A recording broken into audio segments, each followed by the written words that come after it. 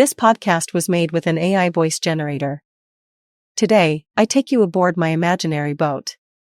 Destination to 1, Germont Street, on the right bank. At number 1 you can see a baby hatch, but do you know its function? Long time ago, in some social standing, having a child out of wedlock was simply unthinkable. In other social standing, having a child when you couldn't even feed yourself was just as inconceivable. Only 2 solutions were offered to people: abandonment or infanticide.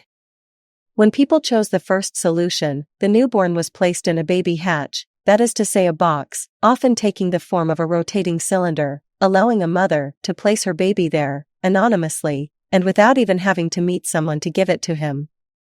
This kind of practice was common in the Middle Ages and until the 19th century, in France and in Europe.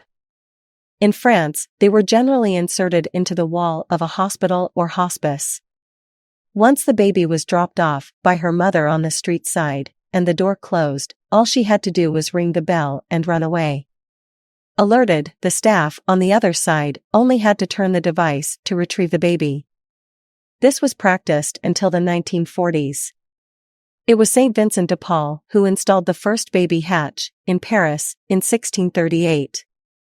More later, these baby hatches were legalized by an imperial decree, in 1811, against the abandonment in the street, and we counted up to 250 in France. They were closed in 1863 and replaced by an admission office, then abolished in 1904. If you pass by the St. Vivian Church, try to find the remains of another baby hatch.